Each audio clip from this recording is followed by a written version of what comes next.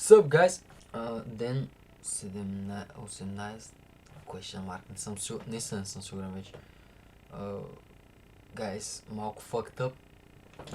Малко последните два дни видеята нещо не съм ги правил както трябва, както видите пак набързичко малко. Защо днеска не е имало тренировка? Поради факта, че мисля, че съм си контузил китката съвсем сериозно. Когато я раздвижа така, ме боли страшно много. Не знам какво да се случва. Не са много боли. И не знам даже дали мога да се чуя, но пука.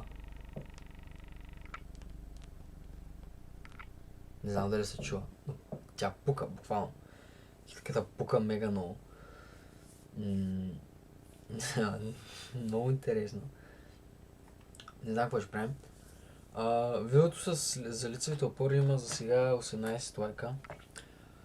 Което е приемливо. Приемливо е, не са 1000, което е възможно да се случи. Но да. Ако не сте гледали видеото с лицевите, за лицевите по-скоро, отидете, вижте го, харесайте го.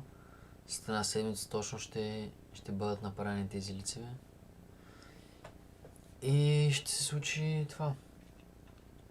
Така че да, гайс. Това е за днеска, смисъл. Не имам тренировка, наистина, защото му боли китката. Да, не знам какво да кажа. Смисъл, се тая. Бай-бай.